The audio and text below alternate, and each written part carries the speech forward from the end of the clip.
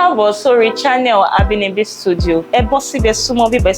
Nǹkan tí mo mú wá fún yín lónìí ó wà interesting gidi gan, ó dẹ̀ wà entertaining. Ẹ súnmọ́ bí kẹ́ máa bá mi ká lọ. Lónìí mo fẹ́ sọ̀rọ̀ nípa gèlè ayé àtijọ́ sí gèlè ìsinyìí. Àwọn ìyá wa, ẹ mọ̀ báwọn ìyá wa ṣe máa ń wé gèlè ní ayé àtijọ́, tó máa ń lo aṣọ òkè, damask àti segos fi wé gèlè. Lónìí mo fẹ́ bá wa sọ̀rọ̀ nípa gèlè ayé àtijọ́ sí ìsinyìí. Mo pín sí ọ̀nà mẹ́ta. Ó máa ràn yín náà lọ́wọ́. Ẹ dẹ̀ máa fi mọ bí gèlè ayé àtijọ́ ṣe rí sí gèlè ayé ìsinyìí. The first one tí mo fẹ́ sọ̀rọ̀ lé lórí ni the foundational gèlè. Ìtumọ̀ nǹkan tí mo sọ ni pé àwọn gèlè ayé àtijọ́, they are founded in 1960s to 1980s. Àwọn generation màmá wa tó wá láti 1960s to 1980s.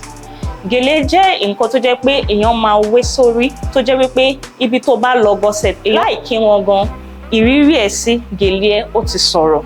Ó ti sọ̀rọ̀ ibi tó ti wá, ó ti sọ̀rọ̀ ibi tí foundational lineage ibi tó ti wá.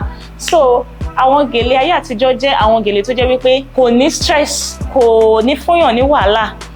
Èèyàn máa wé sórí, orí èèyàn dẹ̀ máa wú. Mi ò sọ wípé gèlè ìsinyìí tẹ́ bá wé sórí orí èèyàn lè wú o. Mo kàn ń sọ ìyàtọ̀ gèlè ayé àtijọ́ sí gèlè ìsinyìí ni. They are well structured, stiff and very serious. It's not just a gèlè, it's a craft ní ayé àtijọ́. Ẹlẹ́ẹ̀kejì tí mo fẹ́ sọ̀rọ̀ lé lórí, mo ti sọ̀rọ̀ number one, the foundational, the generational gèlè láti 1960s to 1980s. Ẹlẹ́ẹ̀kejì tí mo fẹ́ sọ̀rọ̀ lé lórí ni àwọn gèlè tó wá láti 1980s to 2000s. The gèlè Queen's era. Àwọn gèlè 1980s to 2000 ó fún wa ní volume, ó fún wa ní statement tó jẹ́ pé ibi tẹ́ bá wọ̀ báyìí gèlè yín ló máa kọ́kọ́ sọ̀rọ̀. Your gèlè speaks. You enter the room and your gèlè arrive first. Gèlè ló ń lò ní ó wà ń bẹ ayé àtijọ́. Mi sọ wípé wọn ò lo gèlè ní ayé ìsìn tá a wà yìí o, this 21st generation. Mi ò sọ wípé wọn ò lo gèlè ní ó wà ń bẹ o. But ní age 1980s to 2000s to early 2000s, gbogbo wà ń bẹ báyìí gèlè ní, kò sí obìnrin tó lọ sí ó wà ń bẹ nígbà yẹn tí ò lo gèlè. But ní ìsàtìrí àwọn obìnrin tó jẹ́ wípé they can dress fine, wọ́n lè wọṣọ gidi tó jẹ́ pé wọ́n lè dress okay tó dẹ̀ tí wọ́n dẹ̀ ní lo gèlè tó jẹ́ pé aṣọ wọn ó máa speak for them. Bá ń sọ̀rọ̀ nípa gèlè nísìnyí pé kò sí ní gbogbo ìgbà yẹn àwọn èèyàn máa ń wọ gèlè, kò sí aṣọ tó bá fẹ́ wọ, kò bá jẹ́ aṣọ òkè o, kò bá jẹ́ léso, kò bá jẹ́ oríṣiríṣi aṣọ tó gèlè lè sọ̀rọ̀ lé lórí, àwọn èèyàn máa wọ gèlè fún ó wà ń bẹ.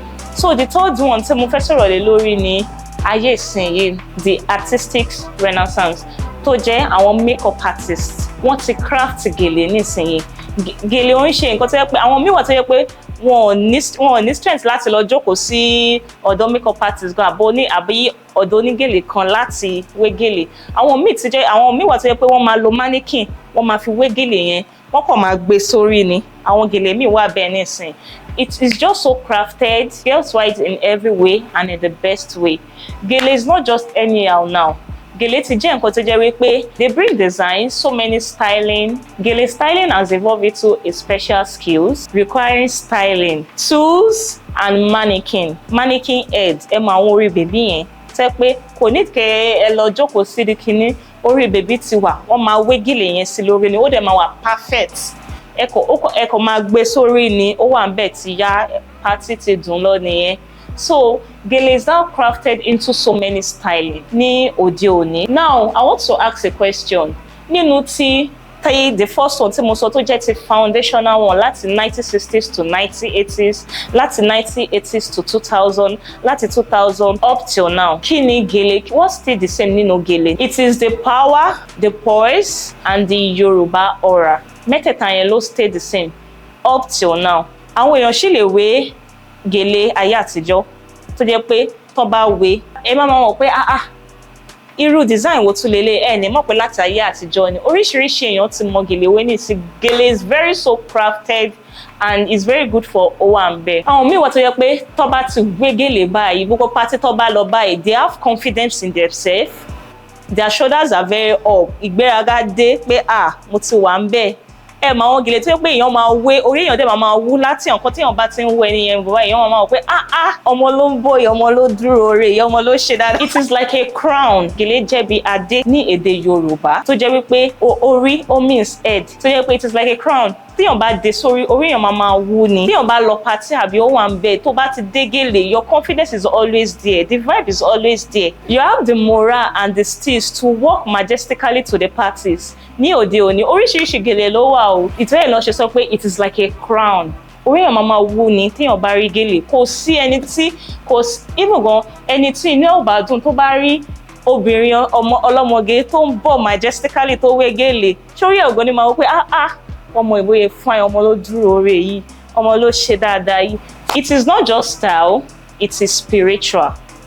I'm not saying that gèlè is spiritual pé kẹ má wé gèlè mọ́.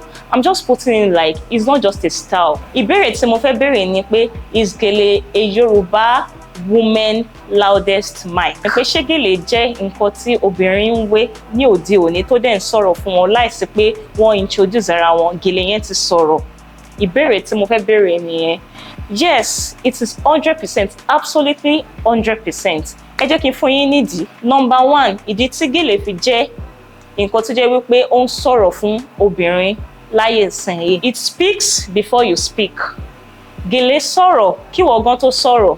Tó bá dé party, tàbí ó lè má jẹ́ wedding, òkú any parties, tó bá dé party, kò need kó tẹ̀ introduce ara ẹ̀ tàbí kó sọ̀rọ̀. Your gèlè speaks for you. It speaks before you speak. That is the number one. Tí gèlè fi jẹ́ loudest mic ní èdè Yorùbá. Number two tí mo fẹ́ sọ̀rọ̀ lé lórí ni ó mú èèyàn rántí ibi téèyàn ti ń bọ̀. It makes you remember your lineage. Ibi tó ti wá, ó lè jẹ́ èdè Yorùbá, àwọn Igbo ń wé gèlè, ó lè jẹ́ from Igbo land and so many other tribes. But lónìí mo fẹ́ sọ̀rọ̀ nípa gèlè àwọn Yorùbá. Ó mú èèyàn rántí ibi téèyàn ti ń bọ̀. It makes you remember your lineage. Ibi tó ti ń bọ̀, wàá rántí pé eré mi báyìí tí bá wọ gèlè màá rántí pé ọmọ Ọ̀ṣun state ni mo ti wà.